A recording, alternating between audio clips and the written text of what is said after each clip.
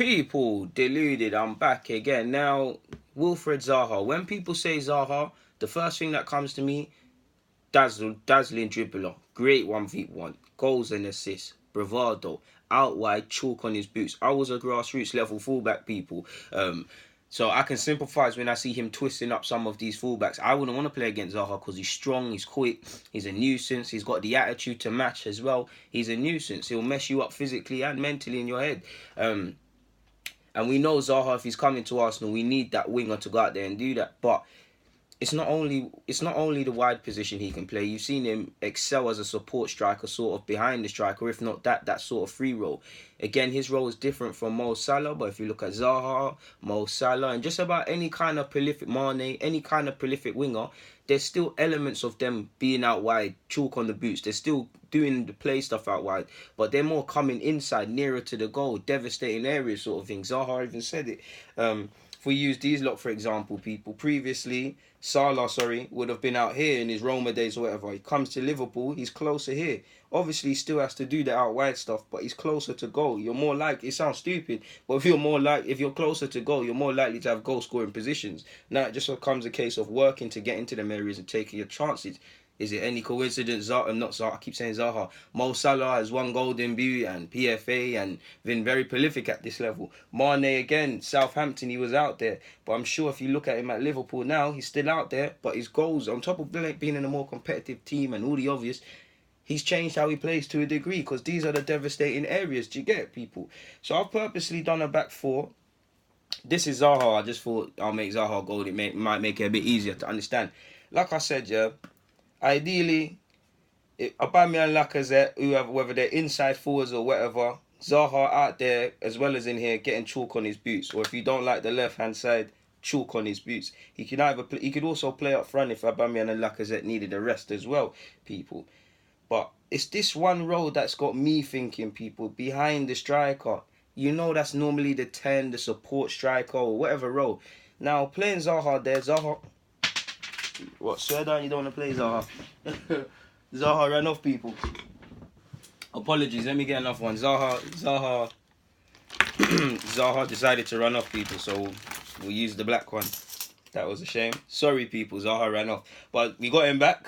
I mean, this is Arsenal, this ain't Palace, bro. But it got me thinking, people. Now, Zaha can press. Now, the creative role, you'd obviously need him to defend, and Zaha isn't the best defender, and he's not going to get back there and do these things. Obviously, he'd have to adapt a bit because, with all due respect, he would be one of the better players in Palace, but he's not going to be big fish in small pond sort of stuff at Arsenal because there's Aubameyang, there's Lacazette, there's other sort of man. So he's going to need to mash work. But in terms of that, if he plays there, he doesn't disrupt Lacazette and Aubameyang playing. Like I said, people, there's times you might just need one of Lacazette and Aubameyang. So it could be Aubameyang, Nelson and Zaha, or it could be Aubameyang, Lacazette and Zaha, or it could be Zaha behind them, or it could be Nelson and whatnot. Different options for different games, and it's a positive conundrum for Emery. But it got me thinking, he's a creative player. He wants to get onto the ball. He wants to get involved. So that I know we're linked with Fekir and Hakim Ziyech, and I would love these players, but that sort of gives you a creative role. If you can make him defend a bit better, then cool. He could be something. Doesn't disrupt the strikers. He'd be playing in a central position. He kind of played at times at Palace from what I've seen. And obviously, if you've got him there getting 10 goals, 10 assists, you've got 13 from Lacazette, you've got 22 or so from Aubameyang, that's decent. The next case would be, people, obviously more dynamism from the two pivots in midfield, which would be a 3 for me. Because you've got Torreira and then you've got Xhaka. Now, Xhaka isn't the most mobile. You're going to still see gaps within the team. But in an ideal world, 2 mobile midfielders behind Zaha and there's 2 strikers. You'd obviously have our fullbacks supporting the play as Emery likes. Squeezing, getting high, and obviously our centre halves, we play a high line. There's like that, and in an ideal world we'd be piling the pressure on teams, picking them apart. But obviously I believe first and foremost Zaha is coming here to play on the flanks, people, without a doubt. That's where he would be playing for me. But because of how good he is as a player, how adaptable he is, it really got me thinking, like, it doesn't exclusively has to be used as a winger. And it also got me thinking, what does that mean for Mesut Ozil and Mkhitaryan? Because again, work rate isn't quite there I think Zaha works hard, but I don't have him down as the greatest defender. Mkhitaryan switches off as well. Ozil, I feel, gets a harsh time with defending at times, but generally he's not on defending. So we'll have to think in that aspect. But surely that kind of goes.